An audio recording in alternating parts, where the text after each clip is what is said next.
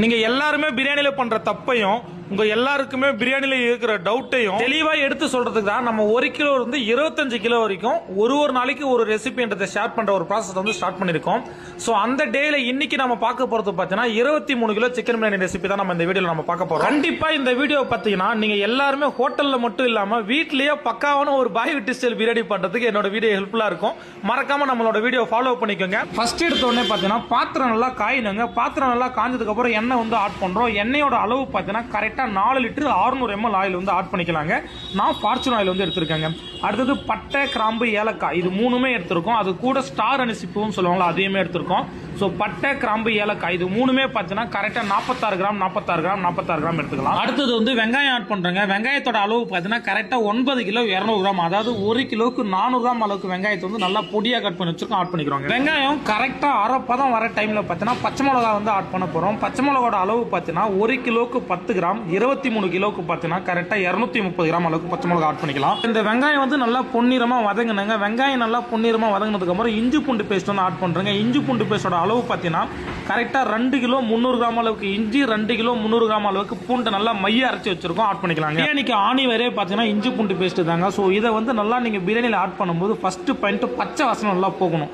ரெண்டாவது பாயிண்ட் பார்த்தீங்கன்னா எண்ணெய் திரியா வரணும். இது ரெண்டு மட்டும் நீங்கள் கிளியராக ஃபாலோ பண்ணினா உங்களோட பிரியாணி செம்ம டேஸ்ட்டாக வருங்க. பிரியாணிக்கு வாசனை கொடுக்கறதுல இவங்களுமே ஒரு முக்கியமான ஆளுங்க, அதாவது மல்லி புதினா தாங்க. ஸோ மல்லி புதினா பார்த்தீங்கன்னா கரெக்டாக 230 கிராம் மல்லி, 230 கிராம் அளவுக்கு புதினாவை நல்லா பொடியாக கட் பண்ணி வச்சிருக்கோம், ஆட் பண்ணிக்கலாங்க. அடுத்தது பார்த்தீங்கன்னா கலருக்காகவும் காரத்துக்காகவும் டேஸ்ட்டுக்காகவும் நான் சூஸ் பண்ணிக்கிறது பார்த்தீங்கன்னா சக்தி மிளகாத்தூளுங்க. இந்த மிளகாத்தூளோட அளவு பார்த்தீங்கன்னா கரெக்டாக 230 கிராம் அளவுக்கு தனி மிளகாத்தூள் ஆட் பண்ணிக்கலாங்க. அடுத்தது பார்த்தீங்கன்னா தயிர் வந்து ஆட் பண்ண போறோங்க. தயிரோட அளவு பார்த்தீங்கன்னா கரெக்டாக 4 லிட்டர் 600 mlங்க. இந்த தயிரை பொறுத்த வரைக்கும் முக்கியமான பாயிண்ட் என்னன்னா, தயவு செஞ்சு தயிரை வந்து தக்காளிக்கு அப்புறம் ஆட் பண்ணாதீங்க. தக்காளிக்கு முன்னாடி தயிர் ஆட் பண்ணுங்க. அதே டைம்ல பார்த்தீங்கன்னா தயிர் நல்லா மசாலாவில் கரைஞ்சு போற மாதிரி பார்த்துங்க. அப்போ உங்களோட பிரியாணியோட டேஸ்ட் கண்டிப்பா இம்ப்ரூவ் ஆயிருக்கும். அடுத்தது பார்த்தீங்கன்னா தக்காளி ஆட் பண்றாங்க. தக்காளியோட அளவு பார்த்தீங்கன்னா கரெக்டாக 9 கிலோ 200 கிராம் அளவுக்கு தக்காளி நல்லா பொடியாக கட் பண்ணி வச்சிருக்கோம், தக்காளி ஆட் பண்ணிக்கலாங்க. தக்காளியோட பிரியாணிக்கான மசாலா வந்து பக்காவான ப்ராசஸ்ல வந்துருங்க. ஸோ இதில் நீங்க பண்ண வேண்டியது ஒரே ஒரு மேட்டர் என்னன்னா, தக்காளி ஆட் பண்ணதுக்கும் அதிக நேரம் வதக்குங்க. அதாவது எல்லா மசாலாவும் நல்லா வதங்கினாலே உங்களுக்கு டேஸ்ட் சூப்பராக வரும். அந்த ப்ராசஸ் வந்து நீங்க இந்த டைம்ல ஃபாலோ பண்ணீங்கன்னா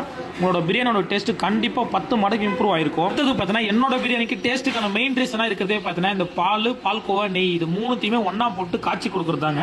ஸோ நான் இதோட அளவு பார்த்தீங்கன்னா கரெக்டா எல்லாமே 1 கிலோக்கு 250 கிராம் அளவுக்கு எடுத்து நல்லா காய்ச்சி பிரியாணி மசாலா கூட ஆட் பண்ணிக்கிறாங்க. இந்த பால்கோவா, நெய் இது மூணுமே பார்த்தீங்கன்னா நீங்க பிரியாணி சாப்பிடும்போது அதுக்கான டேஸ்ட் வாசனை மட்டும் கொடுக்கறது இல்லாம உங்களுக்கு பிரியாணி சாப்பிடும்போது நெஞ்சரிச்சல் இருக்கணும் இல்லையா? சோ அந்த பிரச்சனையை வந்து இதை தடுத்து நிறுத்துங்க. பிரியாணி சாப்பிடும்போது உங்களுக்கு நெஞ்சரிச்சலே வராது. அடுத்தது எல்லாருமே தப்பு பண்றது பார்த்தீங்கன்னா இந்த உப்புல தாங்க. சோ உப்போட அளவு பார்த்தீங்கன்னா கரெக்டா 1 கிலோக்கு 35 கிராம், சோ 23 கிலோக்கு பார்த்தீங்கன்னா 805 கிராம் 800 கிராம் அளவுக்கு உப்பு கூட நீங்க போட்டா பக்கவா இருக்கும். அடுத்தது பார்த்தீங்கன்னா சிக்கன் வந்து ஆட் பண்ண போறோங்க. இந்த சிக்கன் ஆட் பண்றதுக்கு முன்னாடியே மசாலால பார்த்தீங்கன்னா உப்பு, காரம், புளிப்பு எல்லாம் இருக்கணும். அதனாலதான் நம்ம முன்னாடியே வந்து உப்பு ஆட் பண்ணோம். சோ இந்த டைம்ல நீங்க சிக்கன் ஆட் பண்ணும்போது சிக்கன் உள்ள மசாலா நல்லா கிளியரா இறங்குங்க. நீங்க தண்ணியை ஊத்திட்டு அதுக்கப்புறம் சிக்கன் ஆட் பண்ணீங்கன்னா சிக்கன் மேல மசாலாவே ஒட்டவே ஒட்டாது. பாத்தீங்கன்னா மெயினான மேட்டர் எங்க தாங்க இருக்கு. பிரியாணில எல்லாருமே தப்பு பண்றதுமே இங்க தான். என்னன்னு பாத்தீங்கன்னா இந்த பிரியாணில அரிசி வடிக்கிறாங்க இல்லையா, அதுக்கு வந்து எவ்வளவு தண்ணி ஊத்தணும், அதுக்கான என்னென்ன இன்கிரீடியன்ஸ் ஆட் பண்ணணும் தெளிவா சொல்றேன், கிளியரா நோட் பண்ணிக்கங்க. ஃபர்ஸ்ட் எடுத்த உடனே தண்ணி ஆட் பண்றாங்க. தண்ணி பாத்தீங்கன்னா 1 கிலோ அரிசிக்கு 2 லிட்டர் தண்ணி ஆட் பண்ணும். அது கூட பாத்தீங்கன்னா ஸ்பைசஸ் எல்லாம் ஆட் பண்ணும் பிரியாணில வாசனை வரதுக்காக.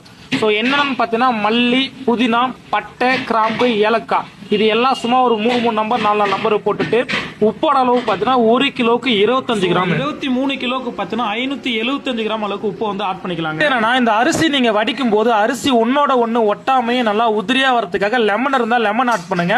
அப்படி இல்லைன்னா ஆயில் இருந்துச்சுன்னா கரெக்டா ஒரு டேபிள் ஸ்பூன் அளவுக்கு 2 டேபிள் ஸ்பூன் அளவுக்கு ஆயில் வந்து ஆட் பண்ணிக்கலாம். சிக்கன் நல்லா மசாலா இருக்க உப்பு, காரம், புளிப்பு எல்லாத்தையும் பக்காவா எடுத்துட்டு இருக்கு. நல்லா பக்கான ஒரு மேரினேஷன் நடந்துட்டு இருக்கு.